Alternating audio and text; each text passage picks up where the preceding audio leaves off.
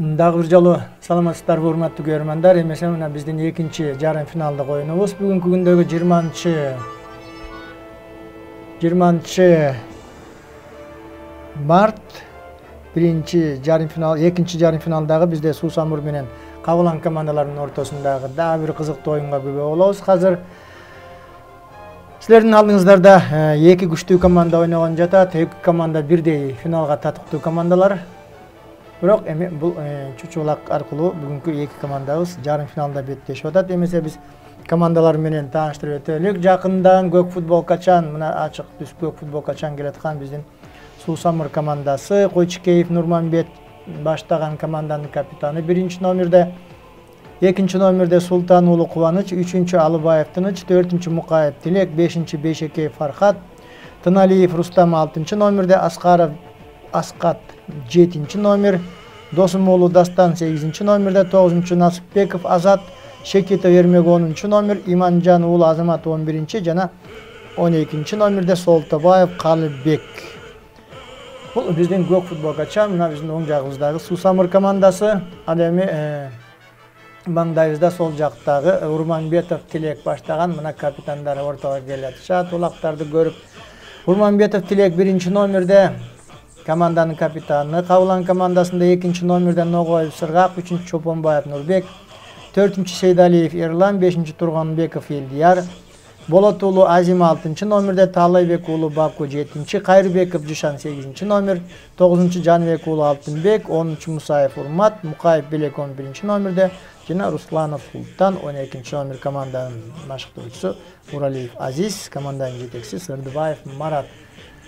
Мына командалар кол алышып, учурашып, силердин алдыңарга келип атат. Урматтуу көрөрмандар, келиңиздер батаңыздарды берип, ушул командаларга ийгилик каалап коелук. Бул биздин 2014-жылкы жаңы сезондун ачылышына арналган оюндардын плей-офф оюну, жарым финал, эң чечүүчү оюндар, финалдан артык оюндар деп коем. Мен мисалы ушул оюндарды негизи финалдык оюнга караганда жарым финалдагы оюндар өтө күчтүү, өтө курч мүнөздө өтөт.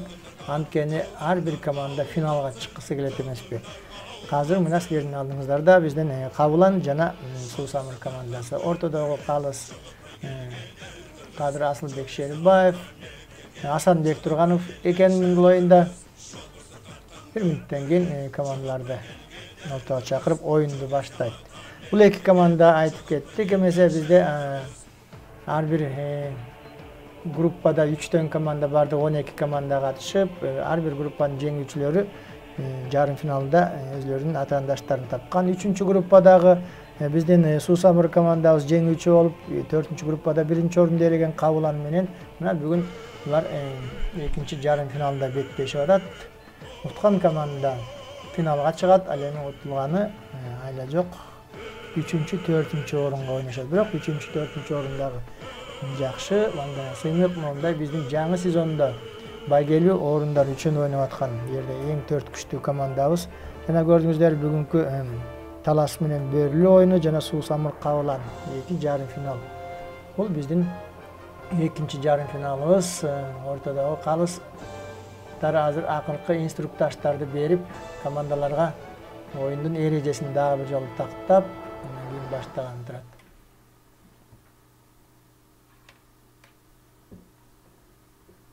Үч күндөн бери оюндар өтүп, 4-чү күнү командалар эс алышты. Өзүңүздөр билесиздер, мына 20-чы күндөрү мен бул командаларда кандай оюнда ойношкондугун дагы бир сыра айтып өтөйүн.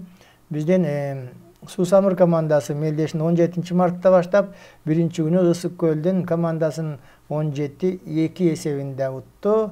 Өтө чоң эсеп болгон бул биздин бүгүнкү быйылкы турнирдеги. Андан кийин ошондой эле 18 мартта Суусамур командасы өзүнүн группасындагы Тынай командасы менен беттешип, абдан курч мүнөздө өткөн оюнда 5-1 эсебинде жеңишке чыгып, мына жарым финалга чыгышты. Ал эми Кабылан командасы 17 мартта биздин жаңы Достук командасы менен беттешип, катуу мелдеште 6-3 эсебинде утушту. Кабылан Ысык Көл командасы өзүңүздөр билесиздер, биздин Көкжал, Аламедин районунун Көкжалдарын 15-4 эсебинде утуп, мынакей бүгүнкү жарым финалга чыгып атышат. Эмесе оюн башталды, урматтуу көрөрмандар. Дагы бир жолу айтып кетейин, биздин Кыргызстандагы эң күчтүү 4-5 команданын алдыңкылары десем жаңылышпайм. Бул эки команданы былтыркы Манас оюндарында Орманхандын 220 жылдыгына арналган мелдеште биринчи орунду ээлеген Кабылан командасы Көлдүк жигиттер жана ошол эле финалга ойноп экинчи орунду ээлеген былтыркы Манас оюндарынын финалисттери ойноп атат Сусамыр командасы жана Кабылан.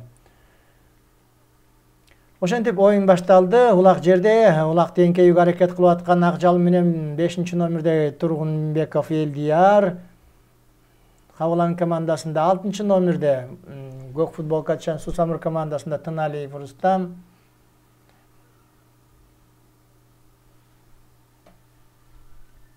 ортодогу Калыс. Азыр эми 1 мүнөткө чейин улак эгерде жерден көтөрүлбөсө ала жок, оюнду токтотуп ортодон баштоого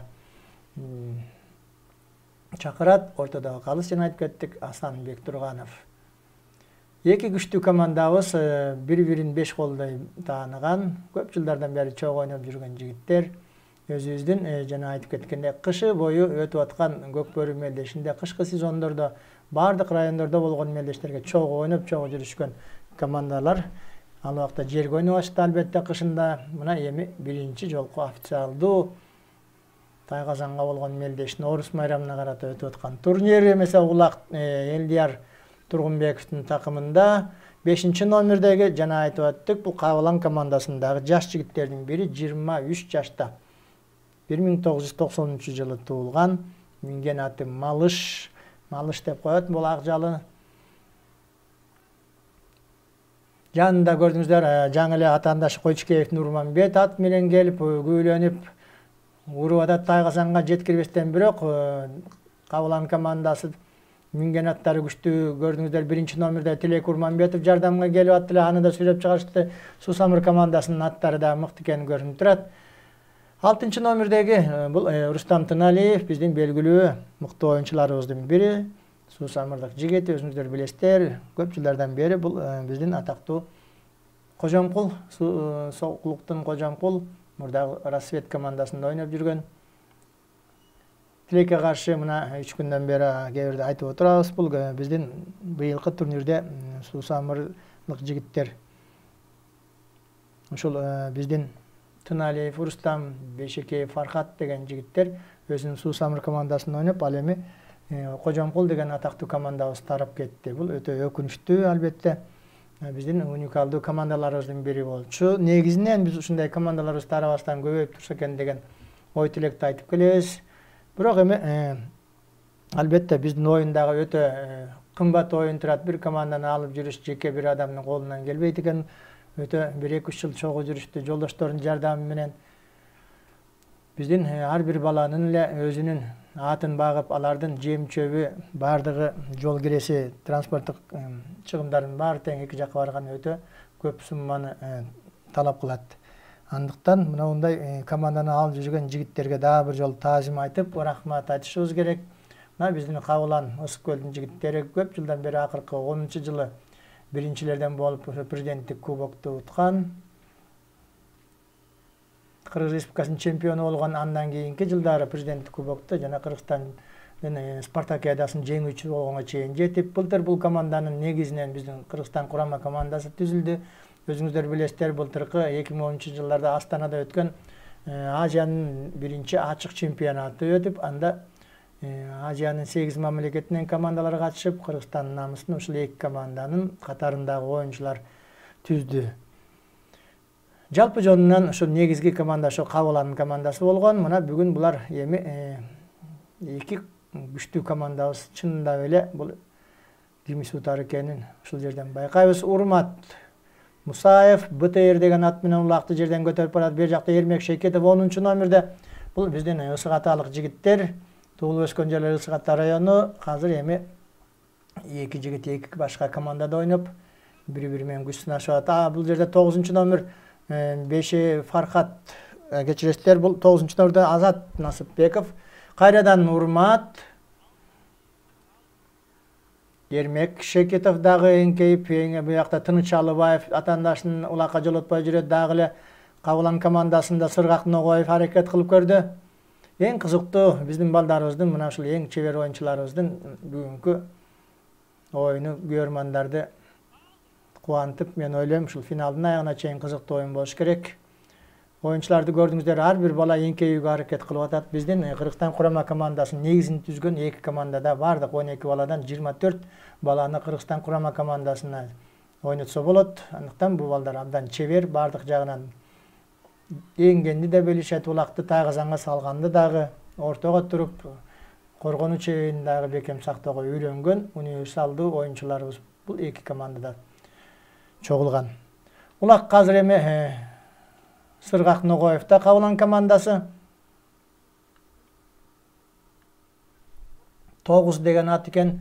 9 деген атты мүмкүн орусча айтканда жакшы түшүнүктүү болор. Девятка деп. Девятка деген ат экен. Булар гүлүк ушундай Жигули маркасындагы машинеге окшогон гүлүк ат окшойт. Мурда билесиңер Зорро деген ат менен жүрчү бул Сыргак Ногоев. Быйылкы жылы Зорро деген аты башка командада, Кара-Балта командасында жүрөт.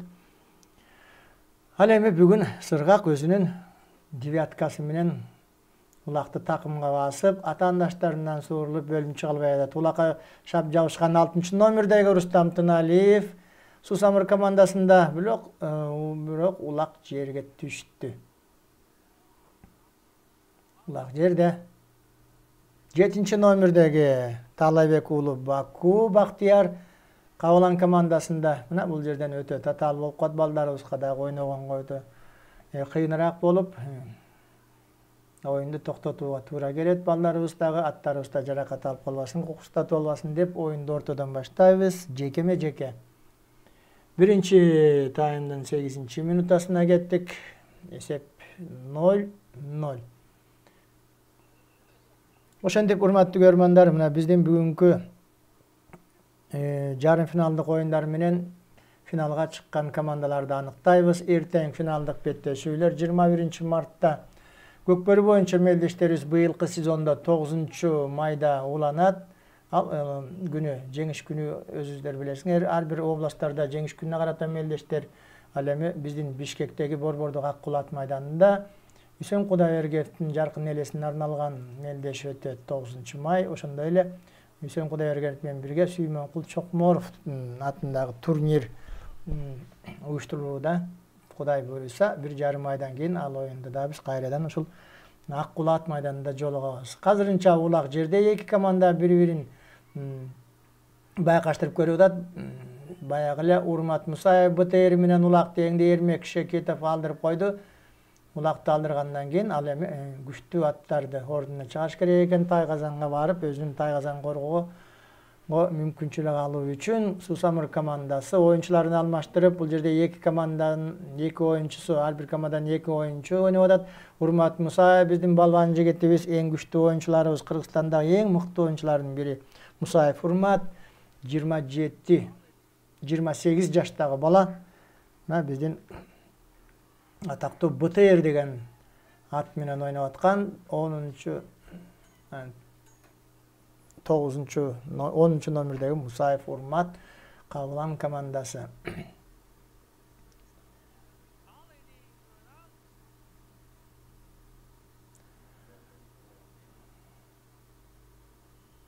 Ортодо калыс оюнду токтотту. Мына бул жерден кайрадан баштайлы деди. Негизи чийимдин үстүндө жатканда оюн улантылыш керек, ал аут катары эсептелбейт.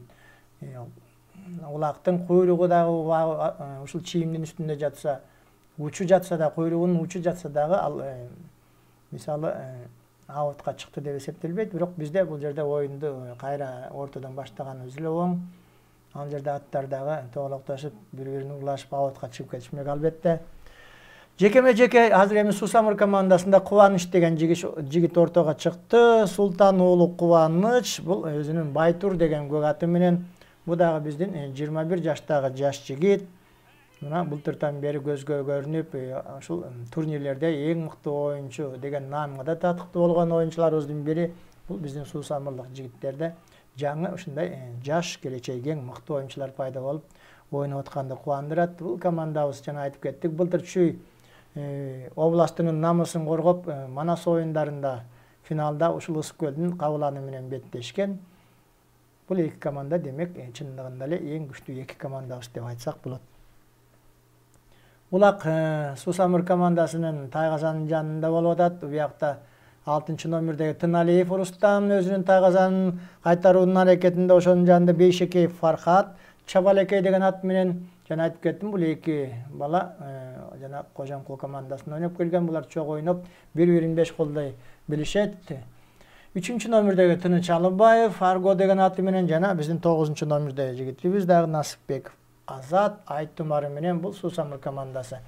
Тайгазанын кайтарып жакын жолотпой атат. Көрдүңүздөр, бирок улакты дагы эле Урмат басып жүрөт такымга. Анын жанында мына бул эки тандем Тилек Курманбетов менен Урмат Мусаев. Бул экөөнү атагы таш жарган, Казакстанга чейин, Азияга чейин болгон эки мыкты улакчыларыбыз. Бири-бирин беш колдой билет. Булар да кайсы маалда улакка барып жардам берип, экөө эле ырытканга машыккан, бардыгын мыкты билген, түшүнгөн ушул Урмат менен Тилек. Урманбетов Тилек Кабылан командасынын капитаны. Улак көрдүңүздөр кайрадан оюн талаасына чыгып кетти. Биздеги эки күчтүү команда экенин көрүп турасыздар.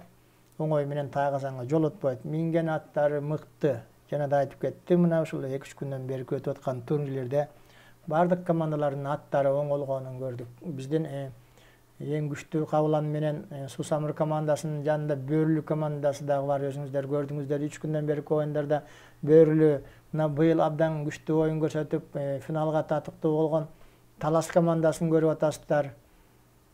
Ошондой эле Тынай командасын айтсак болот. Мына Тынай командасы дагы абдан кызыктуу оюн көрсөтүп, минген аттары менен бул турнирдин көркүнө чыккан командалардын бири болду.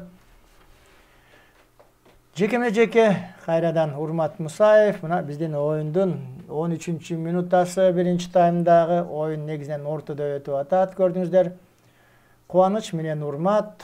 Урматты жана айтып кеттик. Урмат Мусаев 28 жаштагы оюнчу.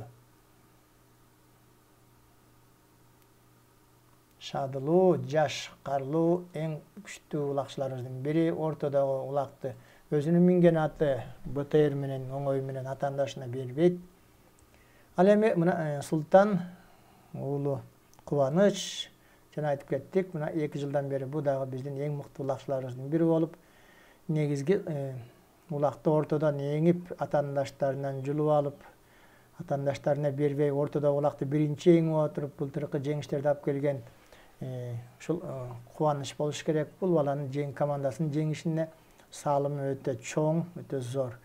Ойнотуп аткан Кубаныч, бирок көрдүңүздөр, карт бөрү, жаш болсо дагы тажрыйбалуу бул оюндагы биздин Урмат Мусаев дагы да болсо улакты такымга басып, бул жолу оң капталдан көтөрүп чыкты улакты.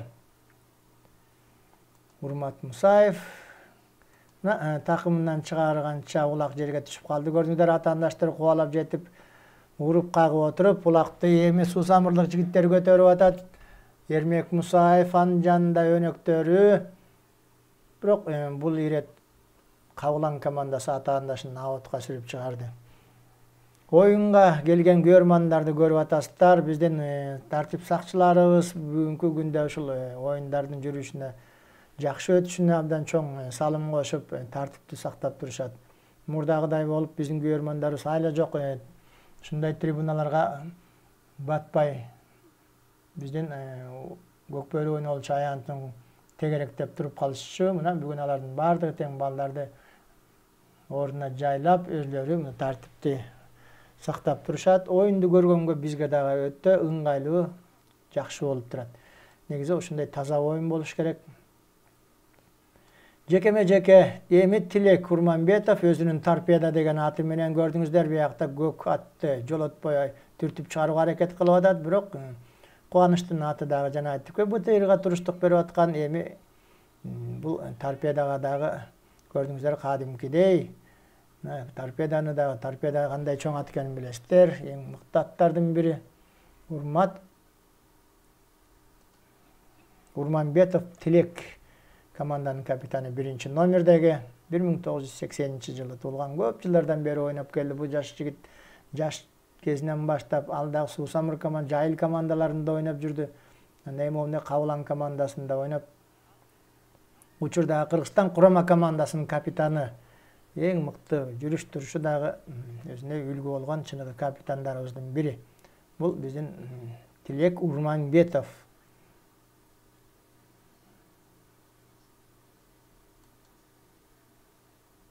Карабалталык жигит. Ал эми Суусамыр командасы дээрлик бардыгы, айтып өтсөк, бардыгы тең негизинен бир 2-3 оюнчусунан башкасын баары тең Суусамырда туулуп өскөн жигиттер. Ал жерде бизден Ермек Шекитов бар, Алыбаев Тыныч жана Мукаев Тилек деген жигиттер. Бул биздин Аламедин Усурат районунан келген оюнчуларыбыз. Калган жигиттердин бардыгы тең ушу Суусамырда туулуп өскөн балдар. Ошентип биринчи таймдын 17-минутасына дагы жетип калдык. Көрдүңүздөр, кызыктуу оюн болгондо убакыттын өткөндө билинбей калат экен. 3-номердеги Чолпонбаев Нурбек деген красавчик деген ат менен мына ушул жигиттин дагы оюну мына бул быйылкы турнирде абдан көрөрмандардын копулуна толду. Мыкты оюн көрсөтүп Нурбек азырынча мына бул ат менен өзүнүн красавчик деген аты менен улакка жетпей алдырып койду. Бул Нурманбет болуш керек. Нурманбет Койчукеев команданын капитаны. Туман деген ат менен айтсак, Нурманбеттин аты быйылкы кышкы сезондогу эң мыкты ат десем жаңылышпайм. Бул дагы жана айтып кеттик, биздин Кабылан командасынан келген, жакында эле сатып алышты бул атты. Кабылан кечиресиздер, Кожомкул командасындагы биздин Бөкөнбаев Юндусбек деген биздин мыкты атактуу чабандесибиздин аты болсо, анын уулу Рамзат минип жүрдү кышы менен. Мына 2 жылдан бери ушул ат менен Рамзат кышкы сезондогу мелдештердин баардыгын тең ушул тойлордун көркүн ачып ушул аты менен. Азыр бул атты ойнотуп аткан Нурманбет Койчукеев биздин дагы бир мыкты оюнчуларыбыздын бири. Билесиңер, Нурманбеттин агасы атактуу Мухаммед Койчукеев деген жигит көп жылдар бою Кыргызстан курама командасынын намысын коргоп, Просвет командасында, Дордой командасында ойноп, Суусамыр командасында ойноп, акыры мына азыр ушул команданын машыктоочусу болуп жүрөт. Улак азыр Рустам Тыналиевде Комбат деген ат менен Рустам Тыналиев. Негизи эле Суусамырлык жигиттерге, демөөрчүлөрүнө чоң ыраазычылык билдирип коюш керек. Ушул балдардын ар биринин өзүнүн мүнөзүнө жараша, ойногон чеберчилигине жараша татыктуу аттарды издеп, кышы бою издеп, тандап жүрүшүп, мына биздин мына Рустам Тыналиевге Комбат деген атты, Нурманбетке болсо жанагындай Туман деген атты алып берип атышат. Көрдүңүздөрбү кандай күчтүү аттары бар, учкаяк аттар. Эң кооз оюн ушул 2 команда бүгүнкү жарым финалда, жанагы биздин дагы бир жарым финалдагы оюнда көрдүңүздөр, командалар кандай кызыктуу оюн көрсөтүп атат. Минген аттарын көрдүңүздөр. Мына айла жок, ар жакта биздин аттардын ылдамдыгын көрдүңүздөр. Байкабай сүрөткө тартып аткан өзүбүздүн фото журналисттерибизди, кесиптештерибизди кошо коюп кетишти. Бул оюнда боло берет. Улак жерде жекеме-жеке кайрадан кубаныч ортого чыкты Суусамыр командасында. Жана Урмат Мусаев. Көрдүңүздөр, мына бул аттарга баа берип туруңуздар. Ушул көкбөрү оюнунун көркү ушул биздин Кыргыздын жылкыларында Амар ата тукуму кандай үйрөтүлгөн аттарды көрдүңүздөрбү? Кыргыздын жигиттери баардык меймандар келип таң калып атышат. Чоң-чоң эл аралык мелдештерде башка өлкөнүн командалары дагы, ал эмес казактар келип өзлөрү таң берип, кантип үйрөтөсүңөр деп жүрүшөт. Мына былтыркы Астанада өткөн мелдеште дагы ушул Кабыландын жигиттери, Суусамырдын жигиттери өзүнүн аттары менен барып, бул жакта мелдештин көркүн ачып таң калтырып келишти. Албетте улак азыр эми Урмат Мусаевда көрдүңүздөр, болбой эле Суусамырлык жигиттер аутка сүйрөп барат, жулуп алган экен көрдүк. Султан уулу Кубаныч аты менен дагы бул жактан Тайгазан жанынан чыгып кетти. Эми кайрадан оюн ортодон келип ушул жерден узатып алып, эки жакты карап, өнөктөрүнүн жардамы менен ачык жолу менен Тайгазанга кыска жолу менен чаап жетиш керек окшойт. Улактын салмагын билесиздер, 33 кг, 35 кг чейинки бүгүнкү күндөгү улактардын баардыгы тең ушул өзүбүздүн эрежеге ылайык салмакта улактар болууда, ойногонго да жакшы. Ошентип, урматтуу көрөрмандар, биздин биринчи таймыбыз дагы аягына чыгып калды. Эч ким билбей барыс оюнга көңүл буруп атып, убакыттын өткөнүн да билбей калдык. Биринчи таймда эсеп 0-0.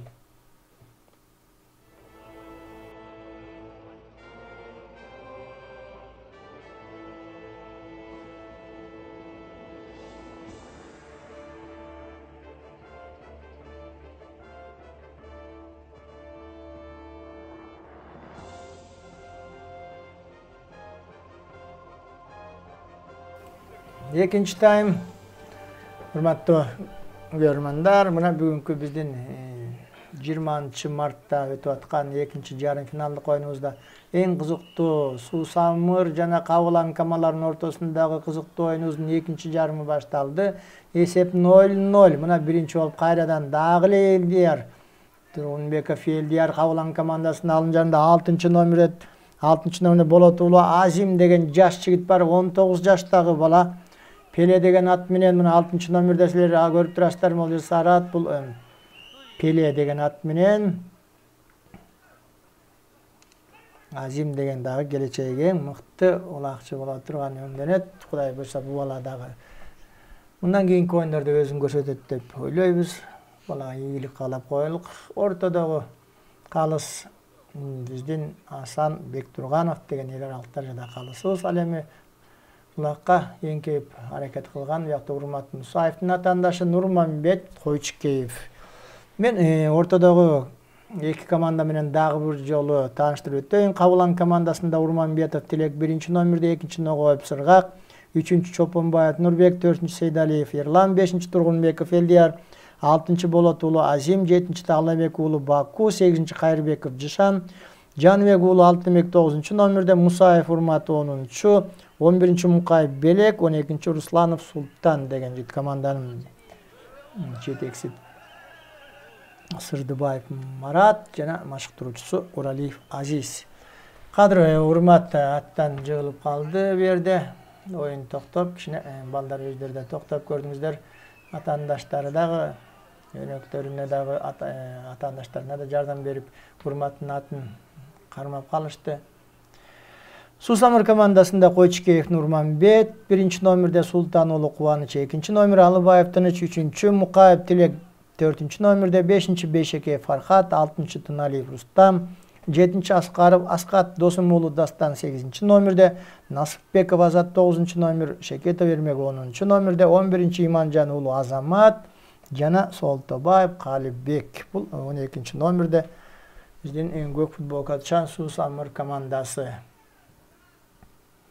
Кадыр эми кичине оюнубуз токтоп, мына урмат жерден көтөрүлүп, кичине эсине келип, катуураак тийип калды окшойт. Катуураак урунуп, биздин Көкбөрү оюнундагы эң мыкты улакчыбыз деп атабыз. Ушундай жигиттер мына бул командадагы 12-ден 24 бала бардыгы тең ушул өзүбүздүн Көкбөрүнүн жылдыздары десек болот.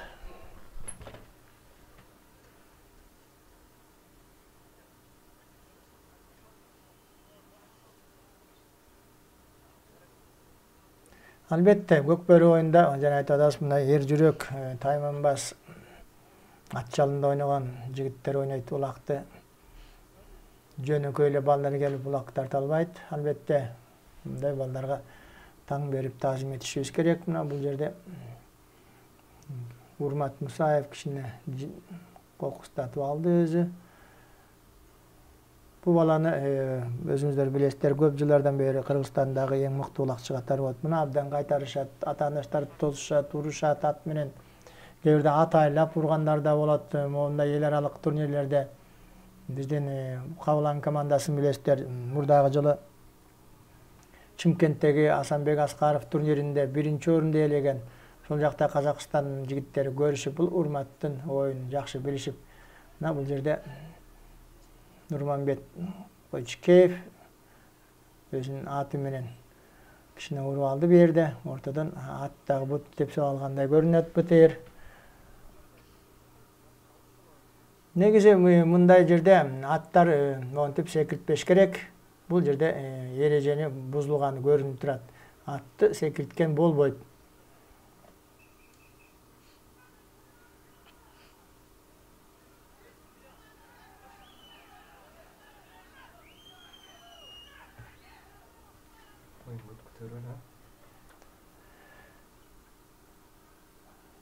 Эмесе оюн кайрадан азыр улантылып атат. 8 номерде Жишан Кайырбеков, Жишан Тада деген аты менен Кабылан командасында.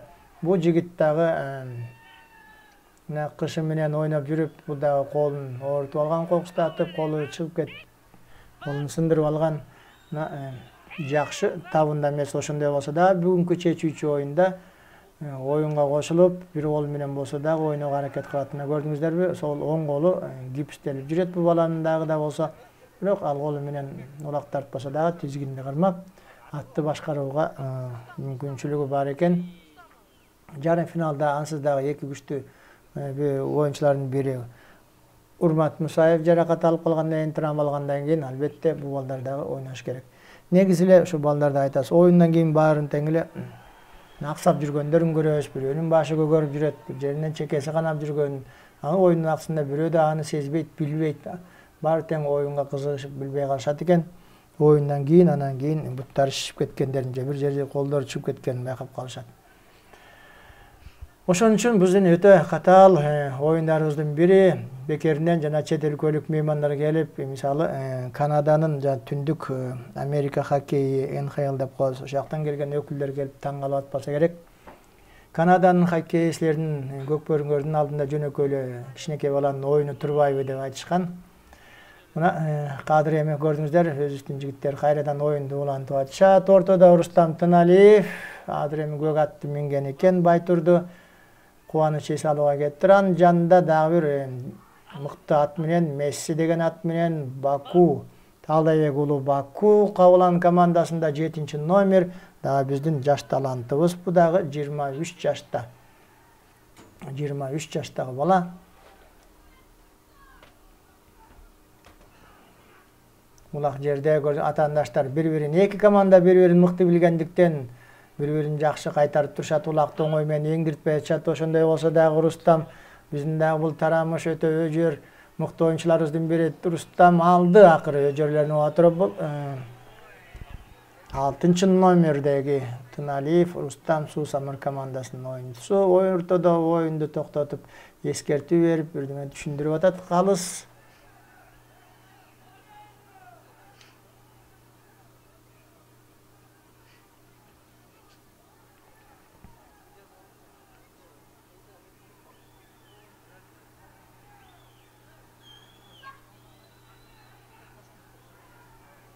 оюн башталды. Тыналиев Рустам өзүнүн тайгазанын кайтарып атышат. Бул жакта Кабылан командасы оюн дагы эле токтоп, эмнегедир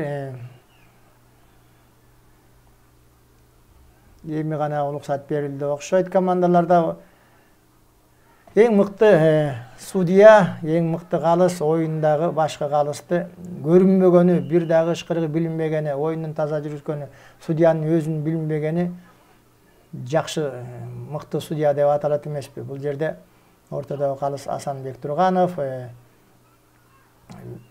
бир 2-3 мүнөткө чейин оюнду баштабай кайта-кайта эскертүү берип атты. Болгондо балдарыбыз дагы аны түшүнбөй атса керек. Булак азыр эми Мукаев Тилекте Соңкөл деген ат менен Суусамырдын дагы бир мыкты гүлүк аты менен мыкты оюнчуларыбыздын бири Тилек Мукаев. 1982 жылган 20-33 жаштагы бала.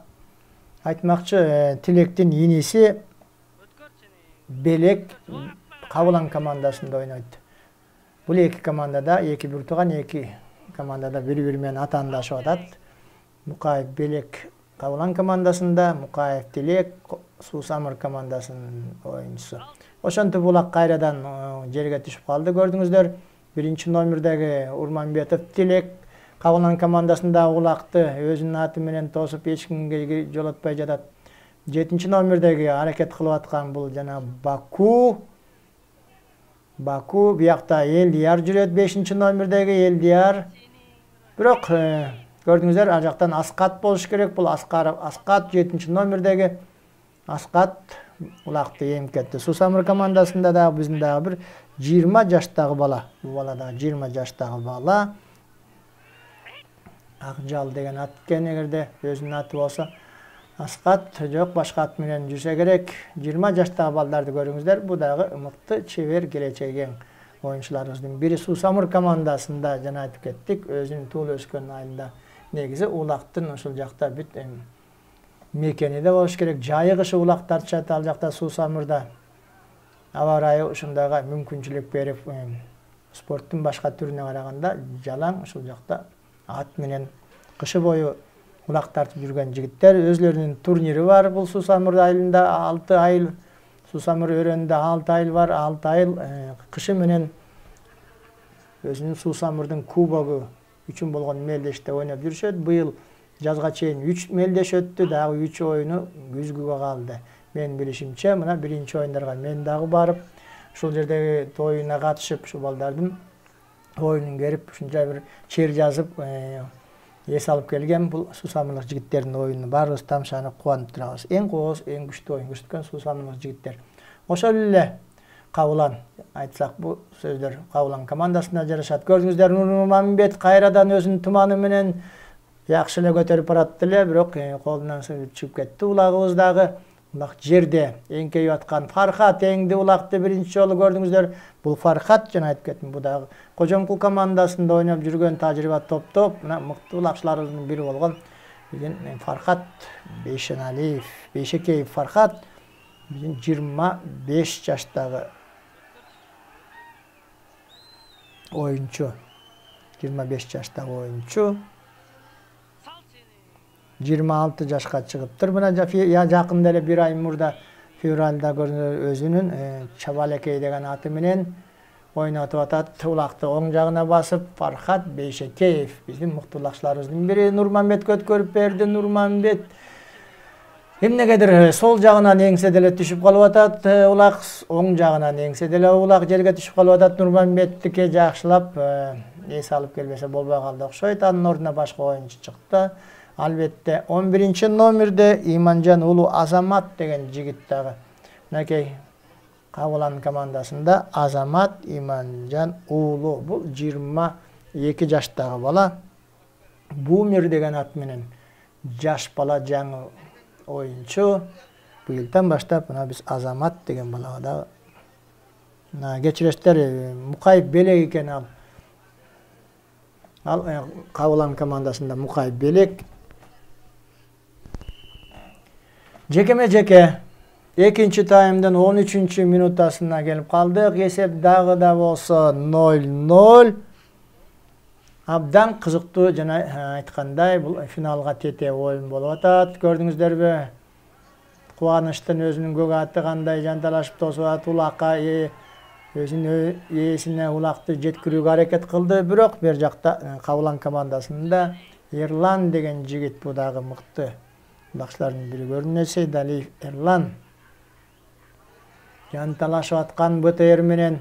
БТРди көрдүңүздөр, жана Мусаев Урмат кокустатып алды денесин, колун, бутун. Анын ордуна Урмат деген бала, Эрлан деген бала ойноп атат.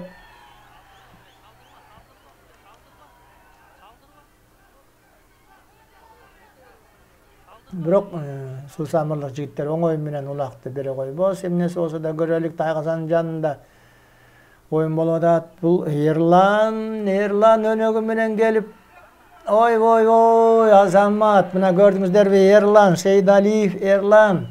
Мына жаңы оюнчу Тилек Урманбетов, жана айткандай кайдан жайдан пайда боло калат. Бул Тилек Урманбетов, улаксаларды эле Урмат Мусаев экөөлөп. Кимиси болсо дагы, мүмкүн Талабек уулу Баку болсо дагы, Тургунбеков Элдияр болсо дагы жардамга келип калчу. Урманбетов Тилек бар. Ал эми улактын автору Сейдалиев Эрлан. Эрлан 82 жылкы, 31 жаштагы жигит. Ошентип командасына биринчи улакты алып келип, кичине командасын алдыга чыгарды. 1-0. Бул эми оюндун кайрадан күчөй тургандыгын билдирет. 1-0 болду. Бул экинчи таймдын жарымы 15 минутасы, 14 минутасы десек болот. Азыр 13 минуттан 14 минутка караганда эсеп ачылды. Эми оюн дагы кызыйт. Ошентип, урматтуу көрөрмандар, Сейдалиев Эрлан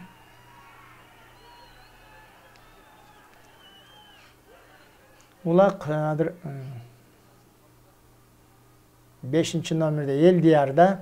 Элдиярдагы мына 4 жылдан бери, 5 жылдан бери ойноп, жаш кезинен бери азыр учурда Кабылан командасынын алдыңкы оюнчуларынын бири болуп калды, лидери болуп. Элдияр кечиресиздер. Элдияр 24 жашта чаап келатып урткан, кандай ыңгайлуу учурда бирден бир мүмкүнчүлүк пайда болгон, аны да текке кетирип койду Элдияр бул жолу. 23 жаштагы бала кайрадан улакка жетип атат Элдияр. Улак жерде.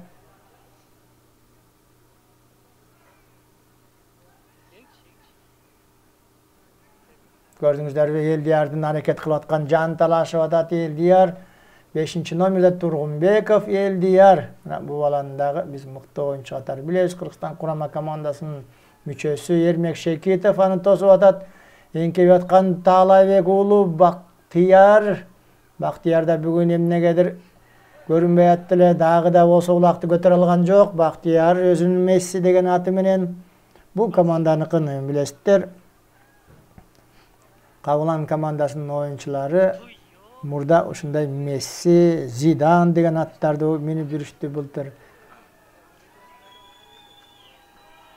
Учурда Месси деген аты бар экен, бирок Зидандын ордуна Руни деген ат келди. Руни Русланов Султан деген жигит бул баланын оюнундагы көрөбүз. Кудай буйрса 12 номерде бул команданын катарында азырынча ортого чыга элек, көзгө көрүнө элек. Бул командада жана айтып кеттик, Месси, Руни деген атактуу футбол жылдыздарынын атынан коюшкан. Былтыр бул командада айттым, Зидан деген да ат бар болчу. Улак жерде жекеме-жеке Урмат Мусаев Кадыр мынакей кичине эс алып алып, кайрадан оюнга кошулуп атат.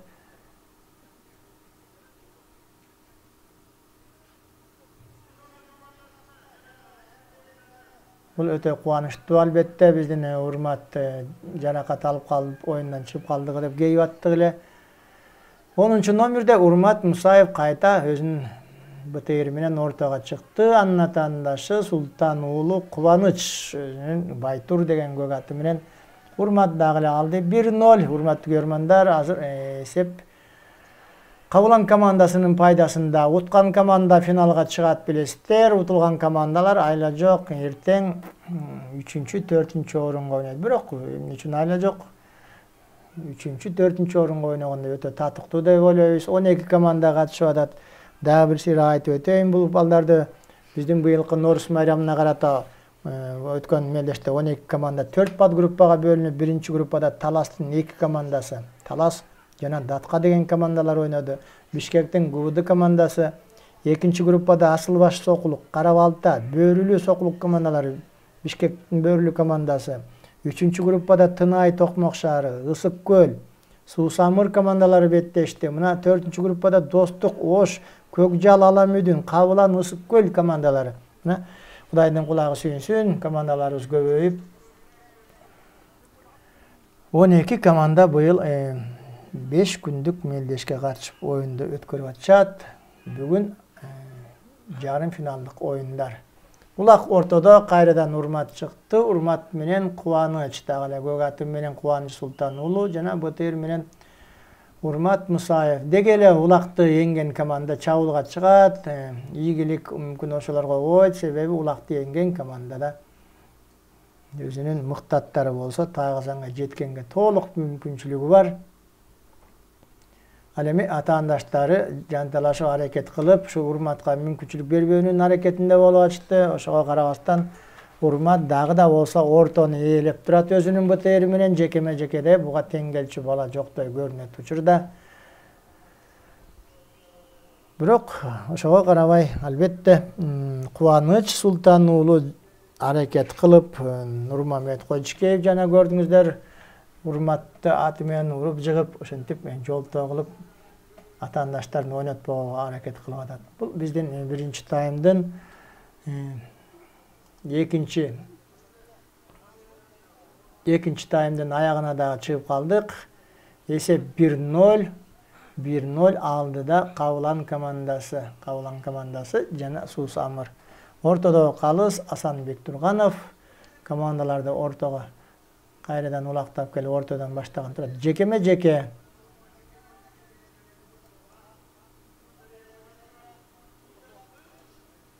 Төртүнчү номердеги Чолпонбаев, Сейдалиев Эрлан чыкты Кабылан командасында. Кадыр эми мына аттан түшүп калып, атына мингендин ордуна атаандашын астын өзү жөө болсо да отороюн деп аракет кылды. Бирок бул жолу Султан уулу Кубаныч улакты эмкетти. Суусамырлык команда азыр эми чабуулга чыгуунун аракетинде болуп атат. Бирок 3 оюнчусу тосуп турат. Кабылан командасында бер жакта Белек Мукаев жүрөт, Эрмек Шекитовду тосуп. Улак Суусамырлык жигиттерде Султан уулу Кубаныч, анын жанында Тыныч Алыбаев жүрөт, Эрмек Шекитов жана 9 номерде Насыпбеков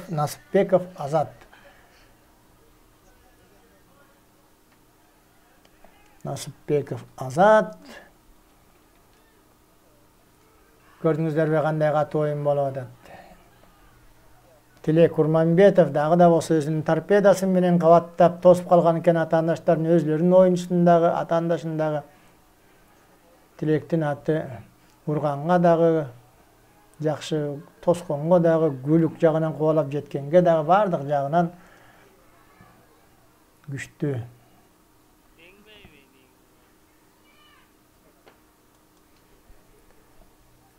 Улак жерде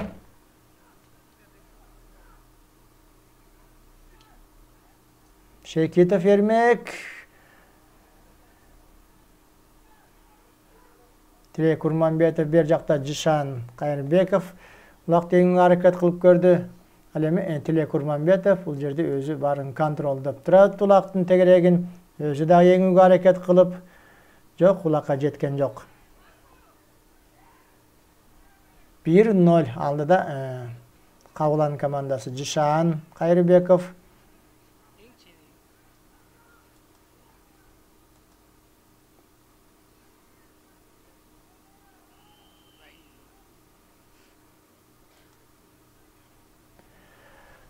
Мынакей бул жерде оюнду токтотту. Ортодогу калыс Асанбек Турганов.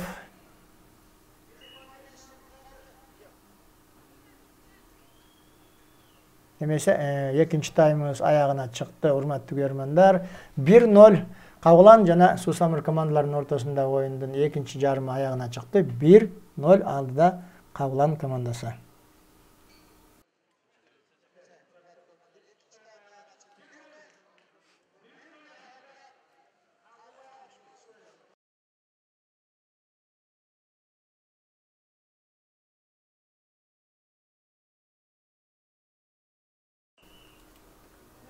Үчүнчү тайм Кадыр эми эң негизги 20 мүнөттүк убакыт болуш керек. 1-0 Кабылан командасы алдыда Суусамыр командасы менен болгон бул жарым финал. Өзүңүздөр билесиздер, Кабылан жана Суусамыр командасы учурдагы эң күчтүү эки командабыз десек жаңылышпайбыз. Булар дагы жана айтып кеттик, бул эки команданын негизин түзгөн оюнчуларыбыз. Былтыркы Ормонхандын 220 жылдыгына арналган Манас оюндарынын Кыргыз Республикасынын улуттук ат оюндар боюнча спартакиадасы учурда Манас оюндар деп аталат. Ушул Манас оюндарынын финалисттери эки команда Кабылан жана Суусамыр жигиттери. Үчүнчү таймды баштадык эмесе. Булак ортодо кайрадан баягы эле Элдияр болуш керек. Бул 5-чи номердеги улакка жетпей калды. Аскат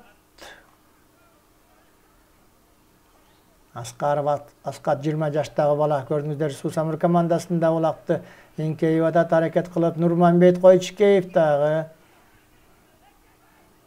Eldiyar. Eldiyar aldı, gördüңүздөр. Улак жерге түшүп калды, бирок Таалайбек уулу Бактыяр эмнегедир бүгүн Бактыярдын колу келбей жатат. Эң былтыркы мыкты оюнчулардын бири. Көкбөрүчү оюнчуларыбыздын бардыгын, көкбөрү жылдыздардын бардыгы тең биздин көрөрмандарыбыз жакшы таанып билип калышкан. Ошол балдардан көптү күтүп үмүттөнүп турушат. Ар бир команданын өзлөрүнүн көрөрмандары. Улак жерде Аскат улакка жеткирбөөгө аракет кылып атат. Ар бир командасы атаанда шеңкейген сайын Фархат алды улакты. Бешекей Фархат, Сусамыр командасында бер жагында Жишан бир колдоп болсо жылып жабышып атат. Рустам Тыналиевке өткөрүп берди Фархат. Мына бул эки командада эки оюнчу, бул Сусамыр командасы бири-бирин 5 колдой билишет. Жана айтып кеттик, булар Кожомкул командасында чогуу ойноп жүргөн. Фархатта улак десе, ошол эле замат анын жанына Рустам барып калат. Биздин атактуу бомбардирибиз, эң мыкты оюнчуларыбыздын бири Тыналиев Рустам, Сусамыр командасы. Азыр эми Жишан Алсейитов, Кайырбеков, Жишан тосуп жүрөт.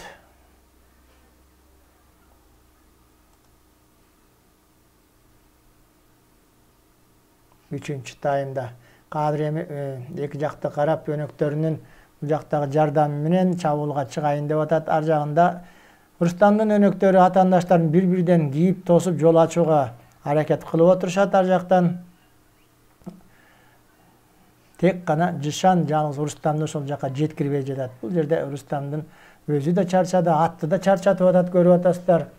Мүмкүн өнөктөр жакыныраак келсе болмок окшойт. Мына айткандай эле бул жактан биринчи Нурманбетке өткөрүп берди. Нурманбет эми өзүнүн Туман деген аты менен экөөлөп, мына көрдүңүздөр, Рустам биякта эки атчан атаандашын кошо тосууга аракет кылып жакшы ыңгайлашып. Эми Нурманбет, караңыздар, эч ким жок. Кана Нурманбет. Бул жолу дагы эмнегедир жана айтып атабыз, Нурманбеттин да колу келбей атат. Мүмкүн улак оор болуп атабы? Антель десек жерден көтөрүлүп атат. Албетте 33-35 килограмм улакты булар бир сааттан бери ойноп жүргөн балдар чарчап да калышты. Бизге оңой көрүнгөнү менен ал улакты көтөрүш кыйын албетте. Жерден аран көтөрөбүз, улакты тагызанга салмак тургай, 1,5 метр жерден ыргытмак тургай. Мына көрүп гана кубанганыбыз болсо ушу балдарды кээ бирде сындап да коебуз, бирок бул балдарга биз түшүнүш керек. Балдар чарчап. Ошондой болсо да аракет кылып атат. Сусамыр командасы чабуулда көрдүңүздөр, эми командалык өзүнүн үйдөгү тактикалык ыкмаларына экөөлөп, үчөөлөп аттарынын күчүнө салып атат. Тагызанга жакындайын деп атат, бирок бер жакта Сыргак Ногоев бар экен, биякта Белек Мукаев, Жишан Кайырбеков жана Таалайбек уулу Бактыяр Кабылан командасынын оюнчулары аутка чейин сүрүп барышты. Атаандаштардын улак ал жерде жатат. Эми көрөбүз кимиси эңер экен. Кайрадан дагы да болсо эңкейүүнүн аракетинде Эрмек Шекитов улакка жетпей жаткан 10 номердеги бир кезде атактуу Орус деген ат менен жана 1 Май деген аттарды минип эң мыкты оюн көрсөтүп жүргөн Эрмек Шекитов 1977 жылы туулган. Учурда бул жигит азыркы көкбөрү оюнунун ардагери деп болду деп койсок болот. 36 жаштагы бала. Дээрлик 20 жылдан бери ойноп жүрөт. Улак тартып көзгө көрүнүп. 10 жыл мурдагы Дордой командасынын катарында, ошондой эле Кыргызстан курама командасынын катарында ойноп жүрдү. Андан кийин Аракет командаларында Едил Чокубаев жетектеген 2006 жылдары, 2007 жылдарды эң мыкты дагы бир биздин Аракет деген командабыз бар эле. Мына ошол командаларда ойноп жүргөн оюнчуларыбыз ошол эле Алыбаев Тыныч, ошол эле Шекитов Эрмек деген жигиттер учурда Сусамыр командасында ойноп, мына биздин көкбөрү оюнунун көрөрмандарына өзлөрүнүн чеберчиликтерин тартуулап жүрөт. Улак ортого келгенче мен дагы бүгүнкү эртеңки оюндар тууралуу айтып коеюн. Эртең бул команданын уткан командасы финалда Талас менен беттешет. Талас командасы бүгүнкү биринчи жарым финалда Бөрлүү командасын 6-0 эсебинде утту. Бул Бөрлүү командасы бул оюнда утулган команда менен эртең 3-4 орунга ойнойт. Ошентип улак кайрадан жерден көтөрүлдү. Жекеме-жекеде баягы эле Урмат Мусаев атаандаштарына улакты бербей өзү эңип атат. Ал эми артында мына Тилек Урманбетов торпедасы менен кабаттап улакты эч кимге жоготпой жышан чаап келет, эңип аракет кылууда көрдүңүздөр. Кабылан командасында эми жанталашып ойноп аткан бер жакта 9-номер Азат Насыпбеков, Азат Мукаев, Тилек Сусамыр командасы утулуп атат. Өзүңүздөр билесиздер, бул 3-таймдын 7-минутасы. 1-0 Кабылан командасы алды да. Негизи мындай өтө курч маанидө өтүп аткан эки команда бири-бирин жакшы билген командалардын ортосундагы эсептин айырмачылыгы өтө чоң болбосо керек. Минген аттары да мыкты, тең экен, оюнчулары да тең экен. Демек, мен ойлойм бул жерде бир эле мүмкүн 2 улак айырмачылык болбосо, 1 улак менен дагы оюндун жыйынтыгы чыгып калышы мүмкүн. Мындай оюн менен эки команда ортосундагы оюндун жыйынтыгы аралыгы 1 эле улак болот окшойбу деп турам. Немесе бирок ага чейин дагы убакыт бар албетте. Биздин Сусамыр командасы жана айтабыз акыркы секундаларда, бул балдардан акыркы секундаларда керек болсо улакты тайгазанга салып 1 минуттун ичинде 2 улак салып жүргөн учурлар да болгон. Андайларды биз көп эле көрүп жүрөбүз биздин көкбөрү оюндарында. Мына көрдүңүздөр, бул жакта Аскаттын да колу чарчаган экен. Улакты ортого алып барууга жанталашып аракет кылып атат. Бирок ага болбой. Бул жерде эми кезек Азатка келди. Азат Насыпбеков. Бул жигит биздин 24 жаштагы оюнчу. Бул дагы учурунда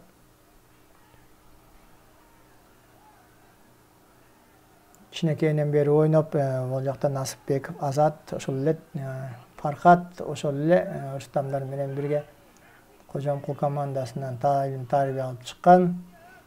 Мына бул жерде Азаттын Султанов, Кубаныштын аты дагы чарчап жыгылып калды.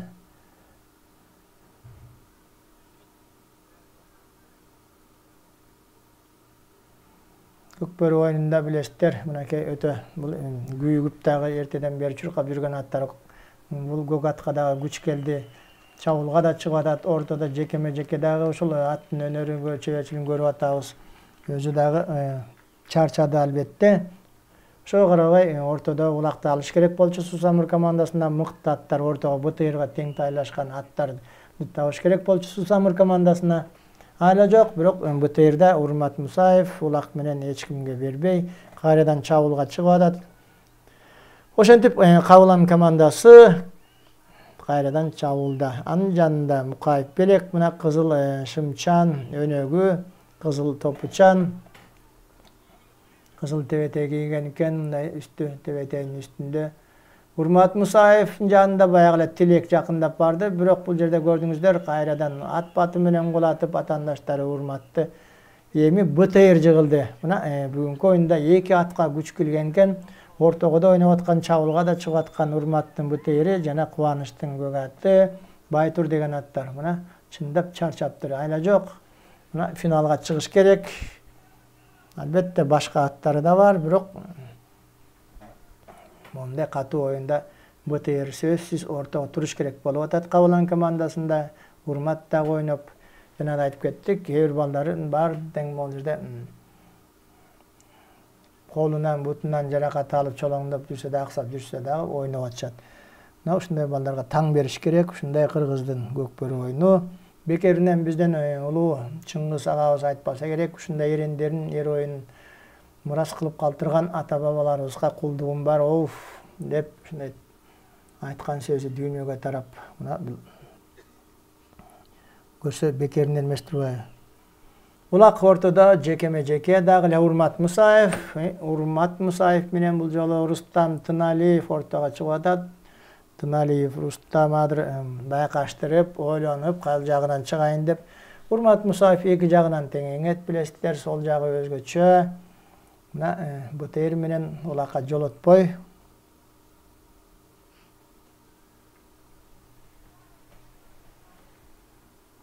улакты урмат эң көтөрөрдө Рустам өзүнүн ою боюнча жетип барып жулуп кетейин деп калып атат. Улакка жулбаса жабышып калайын деп атат.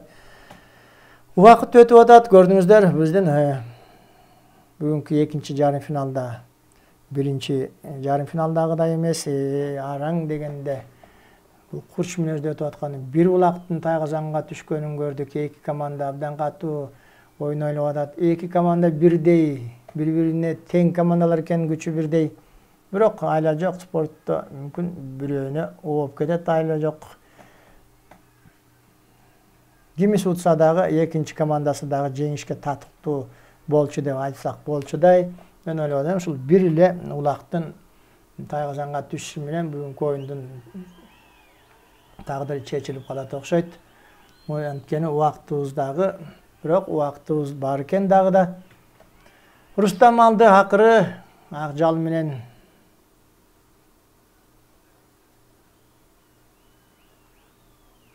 Рустам Тыналиев 6 номер. Бул жигит дагы 25 жашта.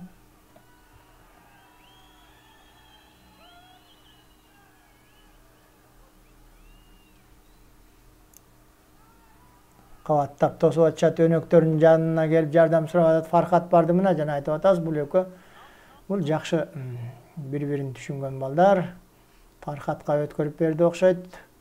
Эрмекке берип атат улакты, Эрмек Шекетов, бирок ар жакта Сыргак Ногоев, Белек Мукаев, Таглайбек уулу Бактияр жана албетте Тилек Урманбетов атаандаштарын тайгазанынан сүрүп, аутка сүрүп чыгарышты. 1-0. 1-0. Бул биздин экинчи жарым финал. БТР менен Байтур.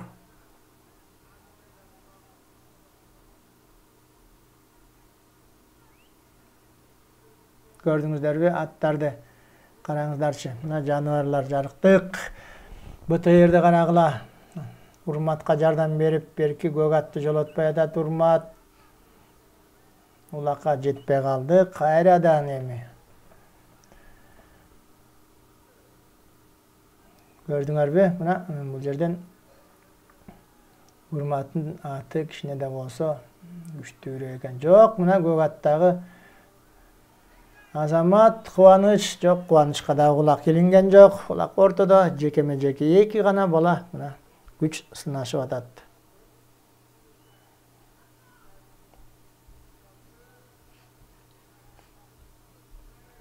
Мына көрдүңүздөрбү, БТР менен Байтурдун оюну бул көкбөрүдөгү. Бул аттар гана өздөрүнүн күчүн көрсөтүп беришти. Мына бул жерден көкбөрүнүн дагы бир кызыгы ушунда болот. Мыкты аттар кайрадан торпеда менен Тилек Урманбетов чыкты. Бул жерде Эрмек Шекетовго каршы. Эрмекти өзүнүн аты менен Тилек аутка чейин чийимдин сыртына сүрүп чыгарып атат. Көрдүңүздөрбү, күчтүү ат. Торпеда деген аты менен Эрмекти жолотпой.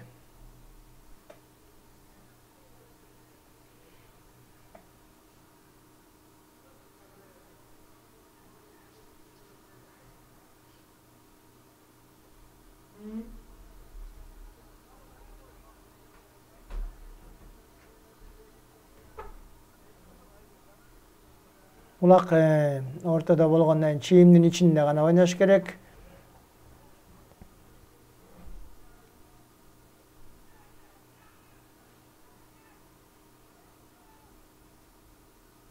Тилек Урманбетов мына улакка жолоткон жок Эрмекти. Тилек Урманбетов 1980-жылы туулган. Кыргызстан курама командасынын капитаны, Кыргыз Республикасынын чемпиону, улуттук оюндар Спартакиадасынын Манас оюндарынын жеңүүчүсү, президенттик кубоктун жеңүүчүсү, атактуу оюнчуларыбыздын бири Урманбетов Тилек ордун азыр Урматка өткөрүп берди. Кабылан командасында бул оюнчулар эми убакыт акырындап чоё баштады десек болот. Ортодо улак теңмиш болуп, Урмат жөндөн-жөн Кубанычты ортого жолотпой, өзү да эс алып, керек учурда гана оюнга кошулуп коюу аракетинде болуп атат окшойт. Жанталашып аракет кылганы менен эч майнап чыкпай жатат эмнегедир. Рустам экен бул көк атты минген, азыр Рустам Тыналиев.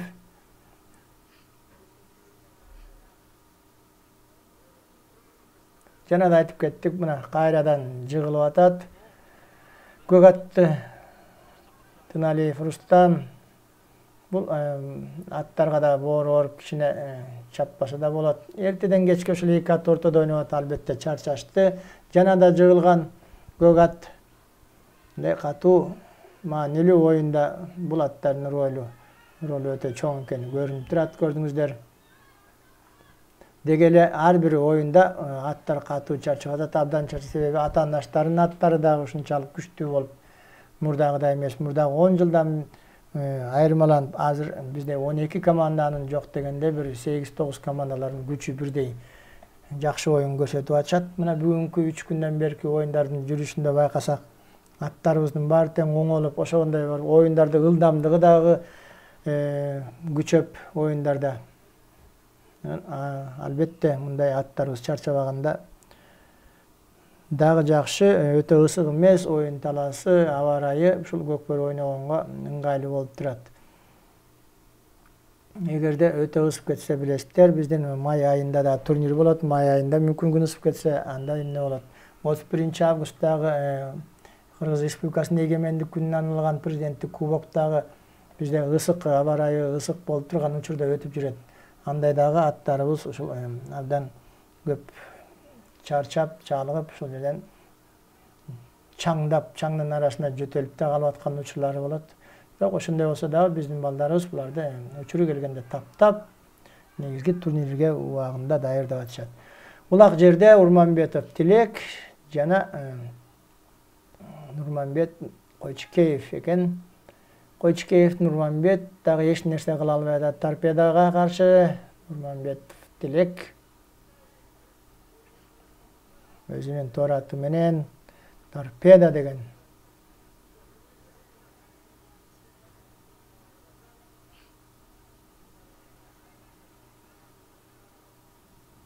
Көрдүңүздөрбү? Мына ортодогу Калыс кайра башка оюнчуларды чыгарып атат. Тилек дагы, Урмат дагы мына 2ден ортого чыгып, атаандаштарын жолотпойт, өздөрү дагы еңбейле. Бул эми тактика, өзлөрүнүн үйдөгү атайын тактикалык куулуктары десек да мүмкүн болор, туура болор. Себеби биринчи, 3-чү таймдын аягына да чыгып келатабыз. 19 минутта 2 мыкты аты менен улакка жолотпой убакытты созуп атат десек болот. Анан да ката кетирүүдөн алысыраак болушу мүмкүн. Команда улакты эңгени менен Урмат жулдуруп жиберсе эмне болот? Анысы дагы бардыр мүмкүн. Ошондой бул оюндун өзүнүн жүрүшү, үйдөгү тактикалык ыкмалары. 1-0 Кабылан командасы алдыда келатат. Сусамыр менен болгон оюндун биринчи, экинчи жарым финалдагы аягына чыгып калдык. Кудай буйруса 1-0 эсебинде Кабылан командасы алдыда. Мына көрдүңүздөр, Урмат дагы экинчи ирет атаандашын улакка жолоткон жок. Ошондой эле ой менен Тилек Урманбетов да келип, мына ортодогу чийиндин четинен баштап алыстан тосуп атат Рустамды. Рустамды бул өзүнүн атын күлүктүгүнө салып, өзүнүн аттын жардамы менен улакты эңүүгө аракет кылып атат. Аттын күүсү менен барып Рустам, бирок Тилек дагы да болсо бул жерде өзү толугу менен көзөмөлдөп ортону, улакты жолотпойт. Өзү да албайт, атаандашына да бербейт улакты. Бирок ушуну менен оюн кызык, көкбөрү ушунусу менен баарыбызга жагып турат. Албетте кимиси жеңсе, кимиси утулса, экөө тең жана айтып кеттик, финалга татыктуу командалар экен. Бирок бул эки командадан да башка эки командабыз бар болчу. Биздин биринчи жарым финалда, алар да финалга татыктуу командалар. Ошондой эле мен бүгүн айтып кетейин, биздин Тынай командасынын бул турнирдин жүрүшүндө өтө ушундай бир жакшы оюн көрсөтүп берген. Ошол эле Достук командасын, Тынай командасын, Достук, Асыл Баш командалары, Ысык Көлдүн командаларын айтсам болот. Ысык Көл командасы да көрдүңүздөр Тынай менен өткөндө кандай кызыктуу оюн куруп 2,5 2 таймга чейин жакшы оюн теңелип барып, акыркы 3-чү таймда гана голдун жигиттери алдырып коюшту Тынайга. Мен ойлойм ушул жерде бир 6-7 командабыз жакшы, күчтөрү бирдей экен.